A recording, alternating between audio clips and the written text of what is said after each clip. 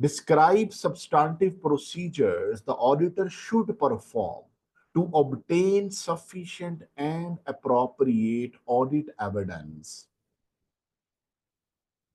In relation to Jasmine and trade receivable, I told you that you have to read the requirement carefully, because there will be a hint in the requirement sometimes that which aspect to be verified through the audit procedures. Which aspect has to be verified through the audit procedures. So to read the requirement, sometimes requirement is not telling you this story. Then you have to read the scenario and identify. So 5 marks means 5 procedures need to be written. But on which aspect of receivables, on which aspects of receivables, you have to write it down. So the scenario will tell us. So it is the 1st July 20x5. Jasmine manufactures motor vehicle and its year end was 30th April. You are an audit supervisor of Peppermint and Company. And the final audit is due to commence shortly. Total assets are 43.2 million. And there before profit before taxes here. So this is the preliminary information. It helps us sometimes in the scenario. So that's very much important to read this preliminary information. Now, so Jasmine's company's list of individual customers comprise a large number of customers. In previous year, the audit team has undertaken a positive trade receivable circularization to confirm year-end balance. However, customer response rate has historically been low. So alternative procedure have been taken. A decision has been taken that current year audit, a circularization will not be performed. Now, listen, they have told us that year-end circularization will not be performed. Now, if still you will write a confirmation letter, perform receivable circularization, this procedure in the answer, it will be blunder. So read carefully. Now, the year-end trade receivable balance is 3.9 million. Yes, and the allowance for the credit or trade receivable is 410. So this is given over here. Now, it means they have put only one restriction, that you have not to perform receivable circularization. Any other procedure which is relevant to the receivables, which is relevant to the yes, ultimately trade allows for receivables, that will be equally valid for it. Now, so students, any 5 procedures. So in this question, they have given you leverage. No restriction in the requirement that you have to test a particular aspect of receivable. Only one restriction in the scenario, that you have not to perform receivable circularization. So what will be the first procedure? Yes. So first of all, we can write over here that review correspondence between the company, Jasmine Company, and its receivables.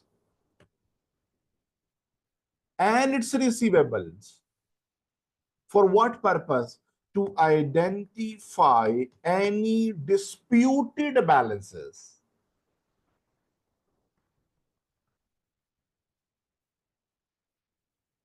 Yes, any disputed balances, or which might be irrecoverable. So that is very much important, the valuation of receivable. They have not put any condition on us. Remember that. So I'm just writing, coming to my mind, that allows for receivable. I'm writing procedure on that for the time being. Now, yes, what can be the other procedure on allows for receivable, is reasonable or not? Review aged receivable ledger of company.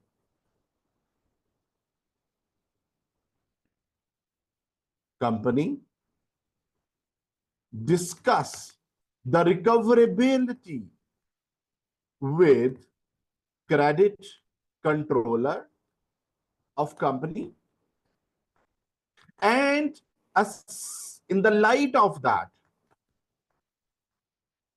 assess reasonableness of allowance for receivable recorded. Allowance for receivable recorded.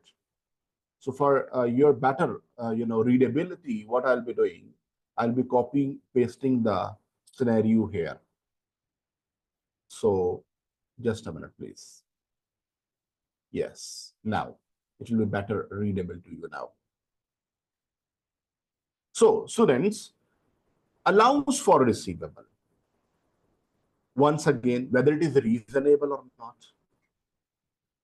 Now, so what can be the source to identify any concern, anything related to recoverability of receivable? Okay, now one more ways.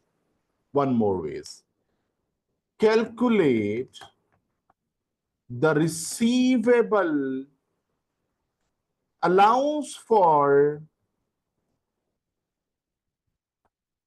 receivables to receivable ratio. Allowance for receivable to receivable ratio for the year, and compare it with previous year same ratio. Now listen, your examiner says student write this procedure like this, comparison, analytical procedure. They will get half mark because it is not yet complete. And if there is significant difference,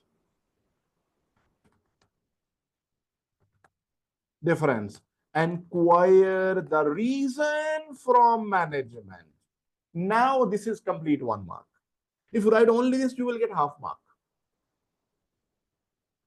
Okay, now, so we have written 3 procedure on allowance for receivable. Let us cover the other aspects of receivables as well.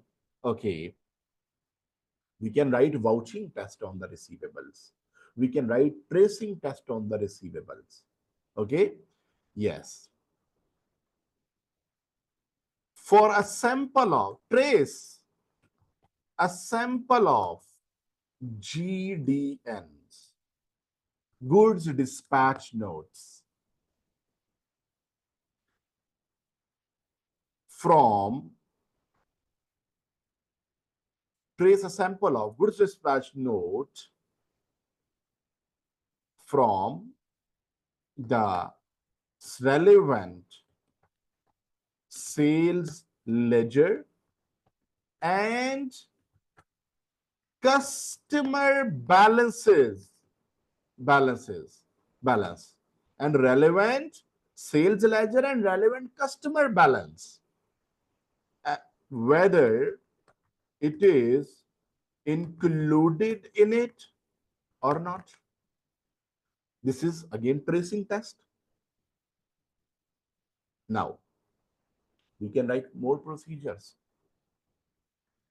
Review. I told you, you have leverage over here in this question. This is an easy question. Okay, review the post year end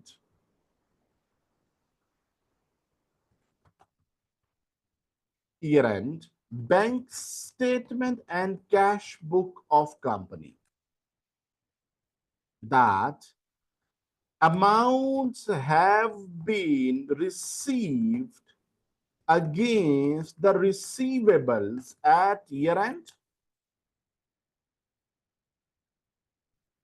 to confirm their existence at year end. Year end. Yes. So this is how 5 procedures are complete. You did not write more than required. Never you will write. Now, so students, you can even write number of other procedures because there is leverage. Okay. Now, So you can write one procedure for, because you're receivable on the rights and obligation, like that, review register of charges of company to identify any charge created on receivables by any loan. Yes, by any loan of the company. So this is actually verifying, identifying. What it is identifying? It is identifying the rights and obligations. So the first part, that right, yes, the procedures. Yes, here is a question, 249. Not, they have not restricted your scope of writing the procedure. So we have done it. Now, the second part is, right, describe substantive procedure the auditor should perform to obtain sufficient and appropriate audit evidence in relation to Jasmine company's bank balance. 5 marks. So 5 marks substantive procedure on the bank balance. So we will be doing it. Just see here. The bank and cash figure included in the Jasmine company's draft financial statements is comprised of a number of bank account balances, an overdraft of 5.1 million, which is the company's main current account.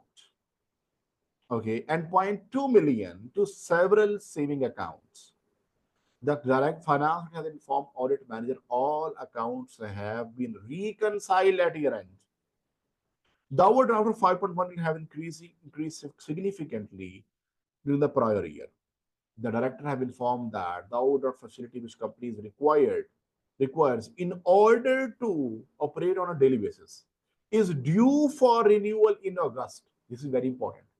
And they are confident it will be renewed. Now the students, again, they have not placed any restriction in the requirement. They asked us write substantive tests on bank balance. They did not place any restriction. Okay, so come here. So substantive test on bank balances. Substantive test on the bank balances. So the scenario is giving us some information.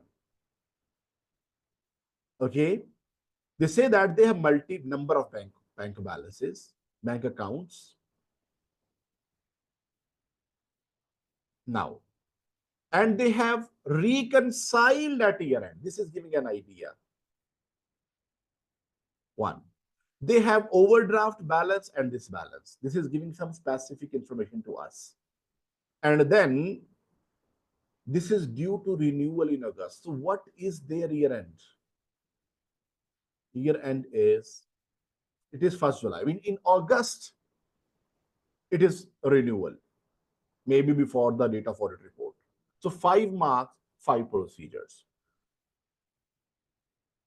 Now, students, we will be writing audit procedures. So first of all, the bank confirmation letter. So write a confirmation letter to all bankers of Jasmine company with their authority letter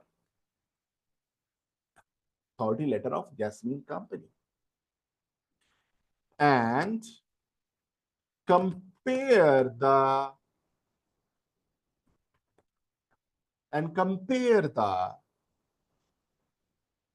bank responses with the bank balance recorded by company at year end. Yes, write a letter. And if there is any difference, inquire the reason from management. Yes, this is how it will be. Now, the second point. So do you see here in detailed procedure, students, some students write only half procedure, this one. And this half procedure won't get you 1 mark. Complete procedure you have to write to get full mark. Now, student, the second point is bank reconciliation. Bank reconciliations. Now we can write procedure bank reconciliation as well. Now, so obtain bank reconciliation statement of how many bank accounts? Current account, yes, of current account from the company. And what you will do? What you will do with it? The first thing is and review it for arithmetical accuracy. Review it for arithmetical accuracy. Yes. The next point is, students, now bank reconciliation has, yes, bank balance mentioned on it. It has cash balance mentioned on it. Outstanding lodgements, whatever, you can verify these things. Now, so verify the balance as per bank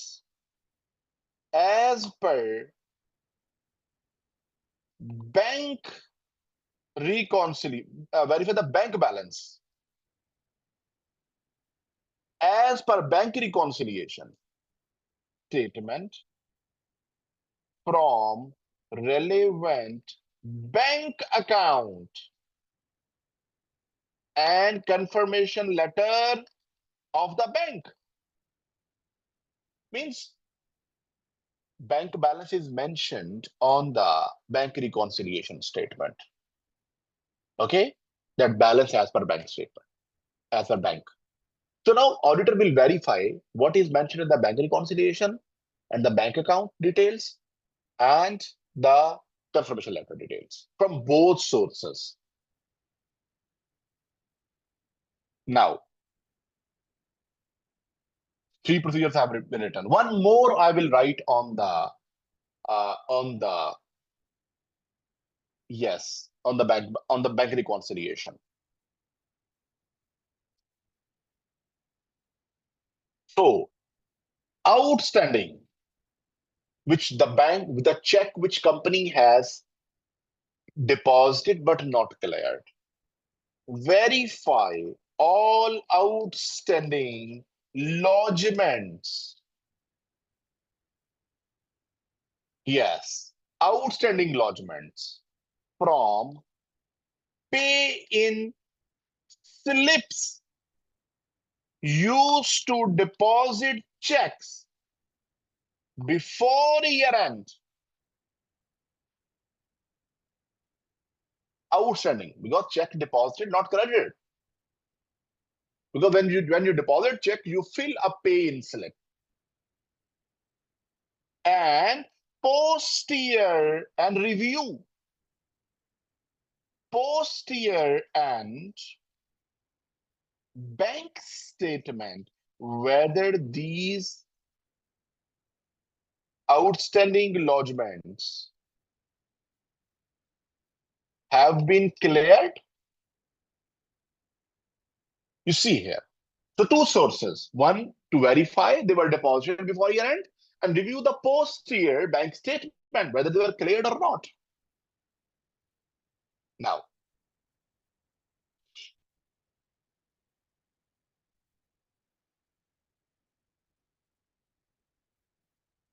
the next.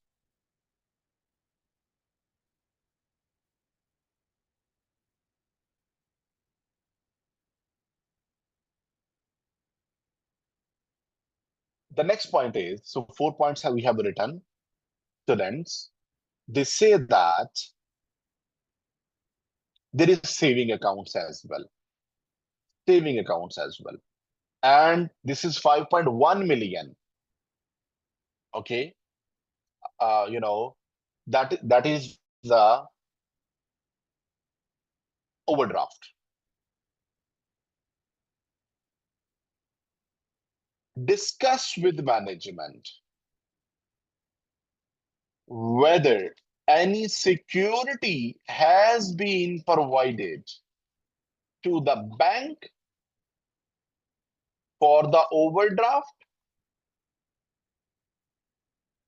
and whether company has,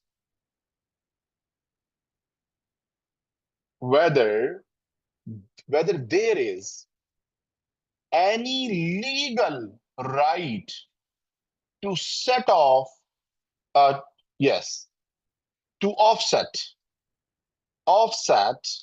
overdraft against the positive bank balances. Yes, very important. Bank balances.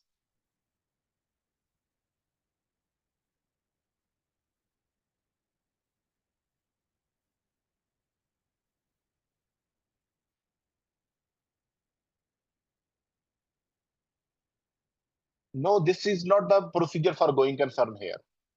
It is substantive test on the bank balance.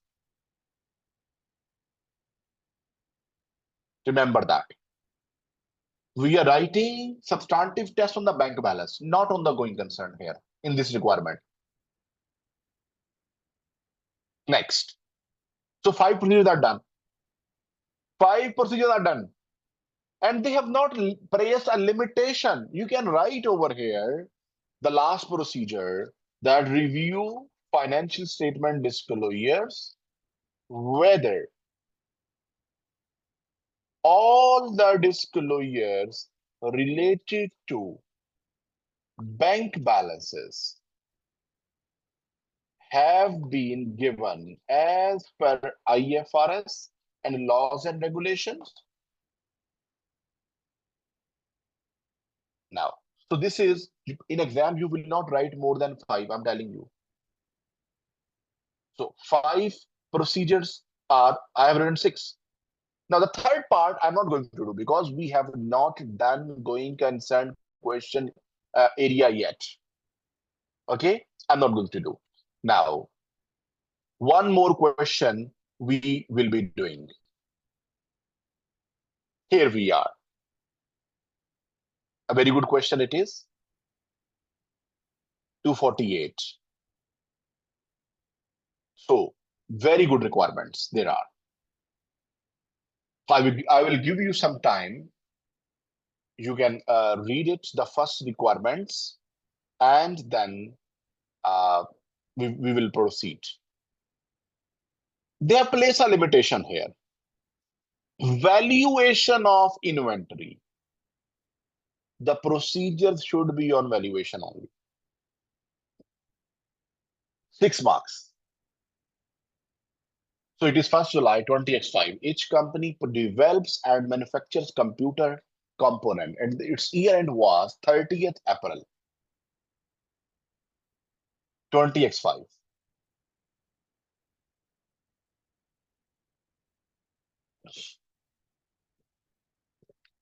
The company has a large factory and 2 warehouses, one of which is off-site, and you are an audit supervisor of Tulip Company. Yes, you are an audit supervisor of Tulip Company, and the final audit is due to commence shortly. Draft total first statement show total assets of this and profit before tax of this. Now, inventory valuation. The firm attended the year-end inventory count for each company and confirmed that the control and processes for recording work in progress and yes, finished goods were acceptable. Work in progress and were both material to fund shipments. An audit team was able to confirm both quantity and stage of work completion of work in progress. Before goods are dispatched, they are inspected by the company's quality control department just prior to inventory count. It was noted that a batch of product line Crocus, which has been produced to meet a customer specific technical requirement, did not meet the customer's quality and technical standard. This inventory had a production cost of $450,000. Upon discussion with the production supervisor, the finance sector believes that inventory still can be sold to alternative customer at a discounted price of 90,000. Now, students, the point is very interesting here. Come here. So the question is here. So inventory valuation, substantive tasks on inventory valuation.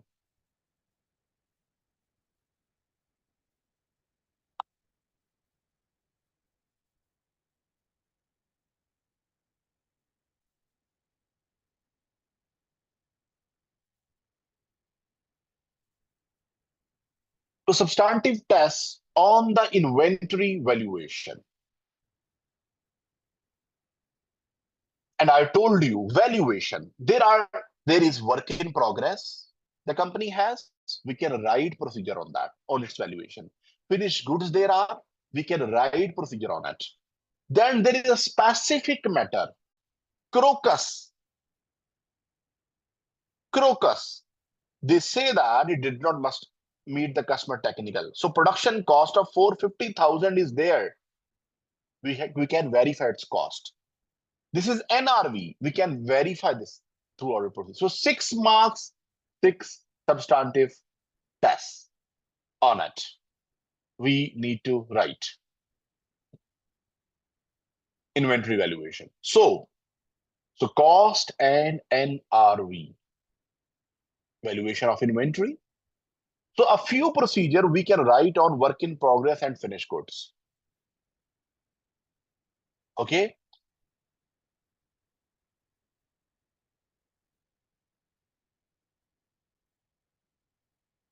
Now, so the procedures on that.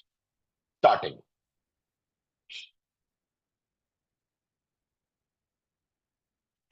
Review, so work in progress. Obtain cost card of a sample of inventories of company. Standard cost card. Obtain standard cost card, inventories of the company, and review them for arithmetical accuracy. Costing.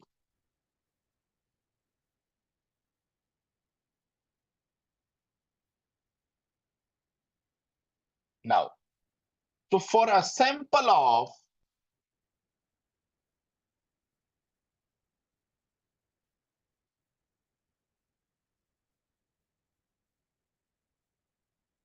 cost cards of work in progress and finished goods, verify the purchase cost of raw material from relevant invoice, labor cost from timesheets and payroll record of company, and review overheads. They are of production nature or not. So you see here, costing, labor cost. Now, they are of production nature or not.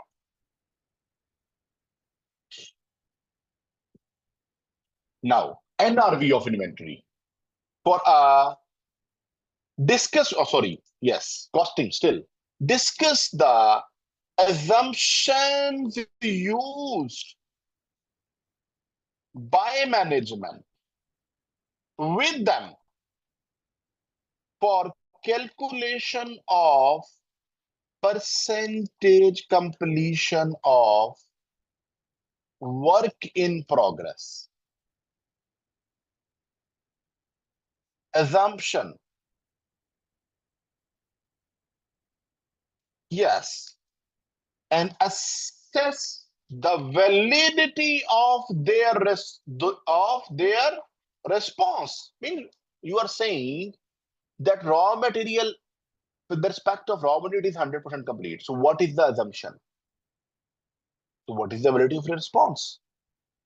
How valid they are, assumption they are using now.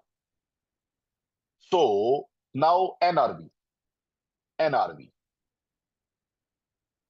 Review the prices of the similar goods sold just after the year end and compare them with the cost of inventory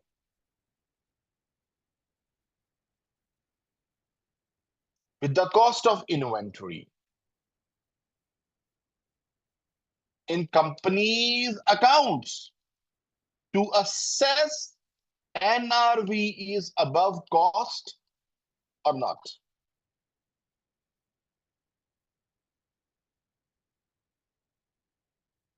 Yes, NRV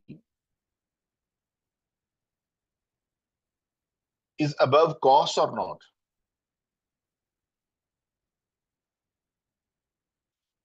So 4 procedures I have written straight away on valuation. Now crocus term is now. We must have to write some procedure on crocus as well. So they say its cost is how much? 450,000. They said that. So verify. Simple is that. So verify the cost of 450,000 for crocus inventory. What is the source? To relevant cost sheets, and then through cost sheets, and then raw material included for it from invoices, labor cost from payroll record, and review overheads, whether they are of production nature. You might be thinking it is a repetition. No, it is not repetition here, because they have mentioned generic inventory, finished goods as well as, and they have discussed crocus separately. So that's why it is okay. We need to verify the cost and NRV of the both.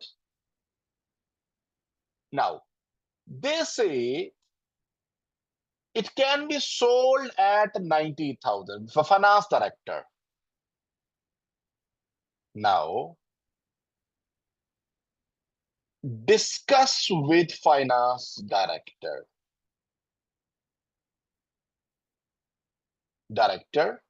The reason for their belief that crocus can be sold for 90,000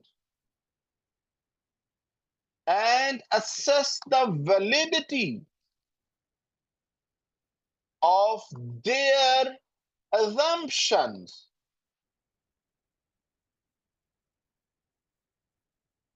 Whether it can be sold for that amount or not. Yes, why they are saying?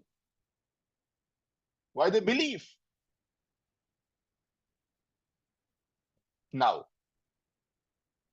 review the post-year end sales of company, whether Crocus has been sold. If it is so, verify the price charged from sales invoice issued to confirm its NRV. Yes, enough. 7. I can write 2, 3 more on this valuation, but enough. In exam, you will not write more than 5. Okay? Now, the next point is research and development. They say write substantive test on research and development expenditure. 4 marks means 4 procedures. So we will see.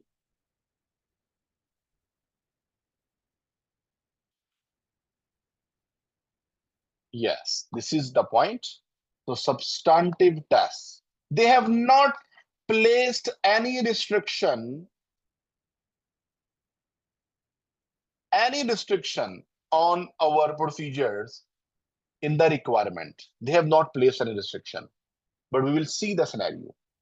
Each company includes expenditure incurred in developing new products within intangible assets. Once the recognition criteria under YS 38 have been met, intangible assets are amortized. The first point, straight line of the 4 years. The 2 procedures can be written. The amortization policy is based on the past experience, the likely use of product, lives of the product.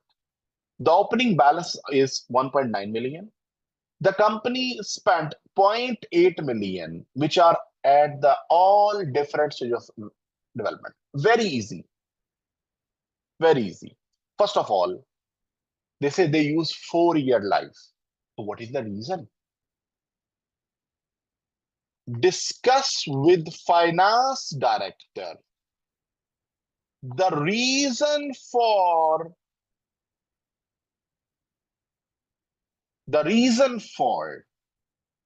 4-year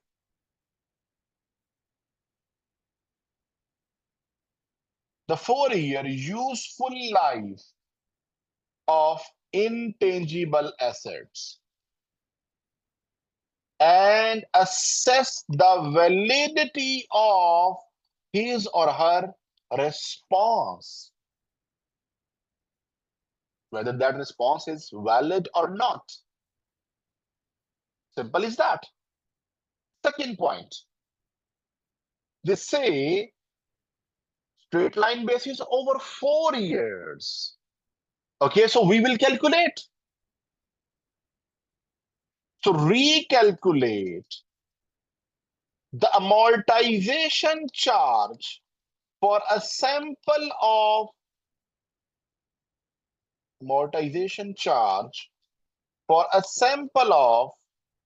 intangible assets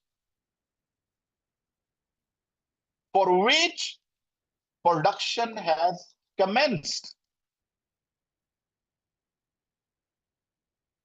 and verify it is recorded correctly over 4-year amortization by the company. You will calculate, auditor will calculate amortization charge for a sample of intangible assets over 4-year life. Yes. For which production has commenced. It is recorded correctly by the company. Yes.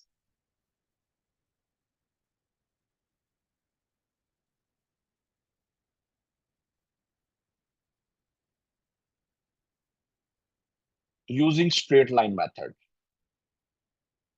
Yes. Now it's okay. Complete message. The third procedure. So two procedures, I told you we can write easily over here. Okay. Then they say, yes, the three new products which are under different. So 0.8 million has been spent, obtain the breakup of 0.8 million spent on new products under development. Verify the amounts included in it from relevant invoices and supporting documentation, because there may be labor cost as well. Whether research cost has been expensed in profit and loss or not. Research cost should have been expensed. For the capitalized development cost,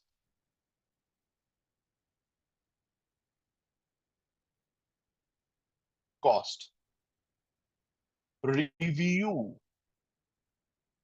the market research report, whether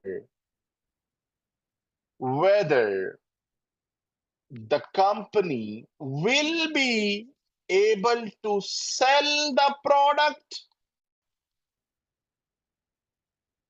and cash inflows will arise.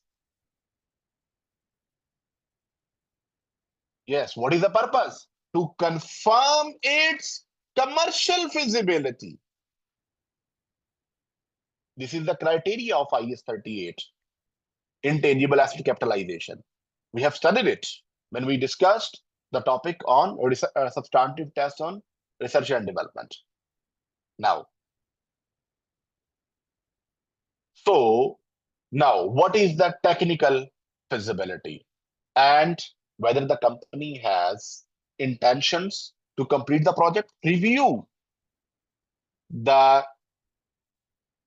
cash budgets and forecasts of company, whether funds have been allocated to complete and launch these products, to assess. This is the purpose. Company has intentions and resources to complete this development and launch these products. Yes. 5 procedure, 4 were required, I have written 5. Still more can be written. Still more can be written.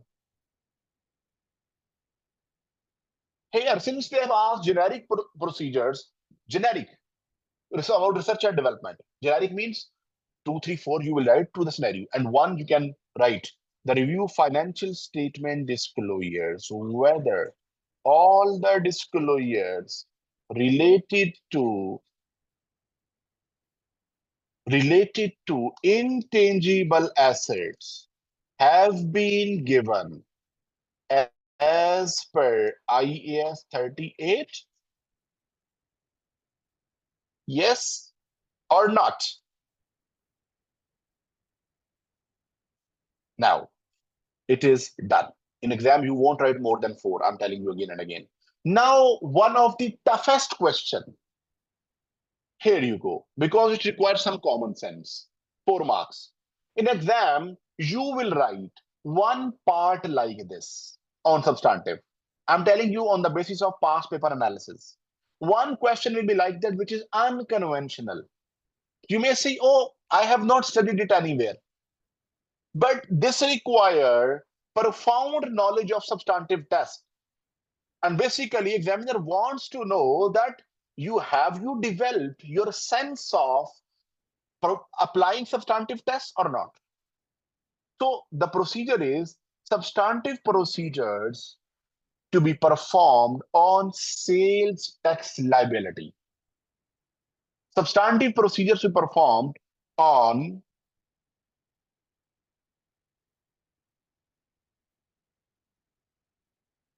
sales tax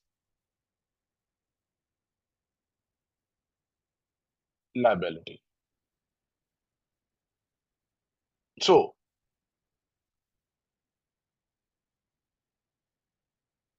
let us read it, because the whole answer is given in the scenario. You need to point out those aspects on which substantive has to be written.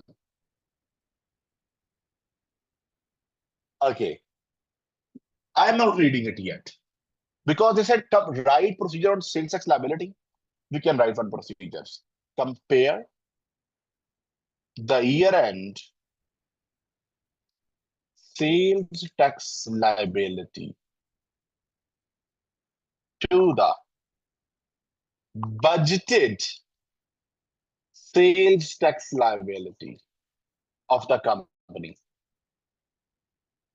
And if there is significant difference,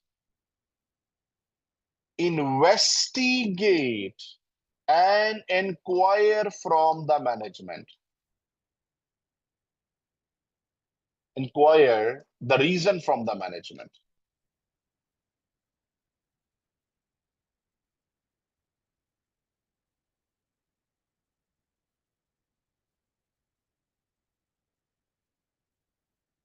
Now, you see, I have not read any scenario yet.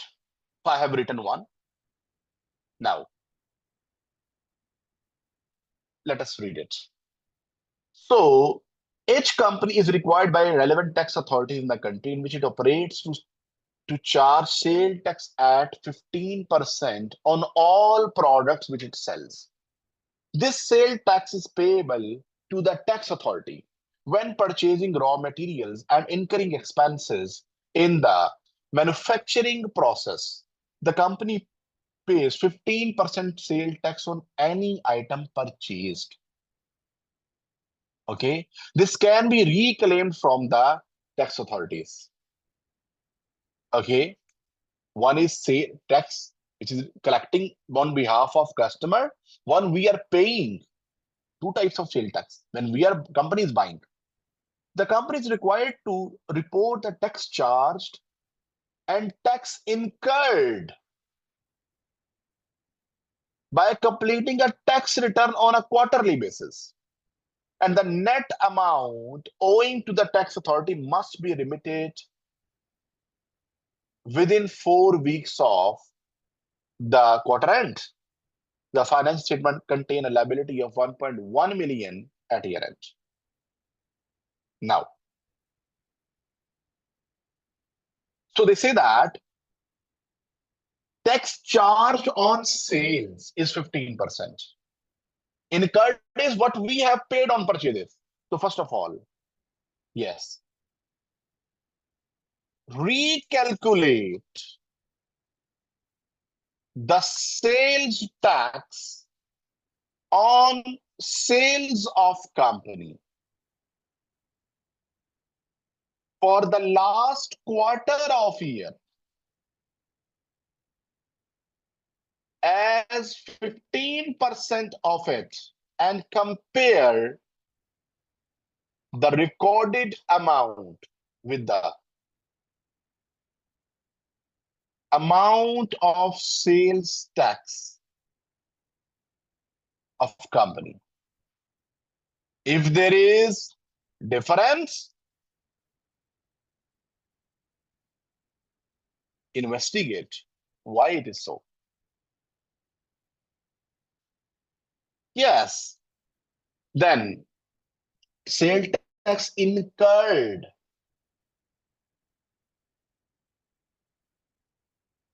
Now purchases. So recalculate recalculate the sales tax incurred on purchases as 15% of companies' purchases and verify whether same has been included in the reconciliation on the tax return. In the tax return submitted for the final quarter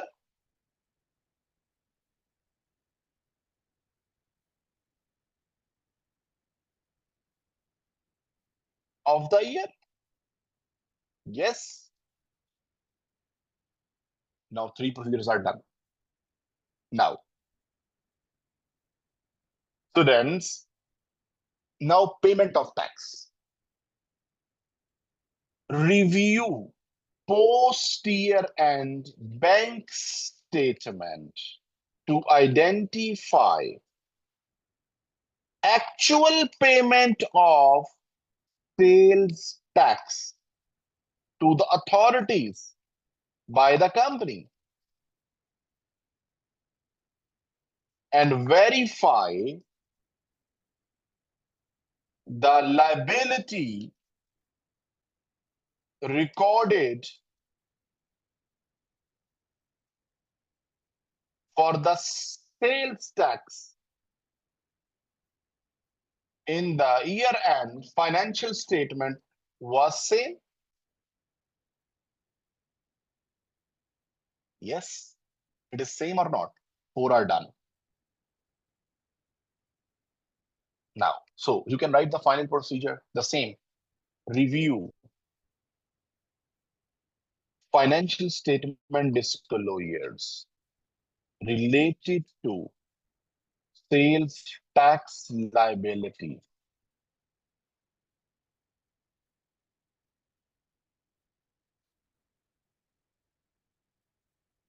In the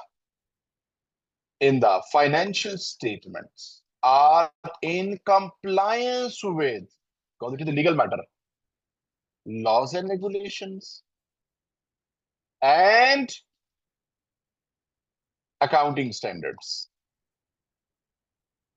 Done.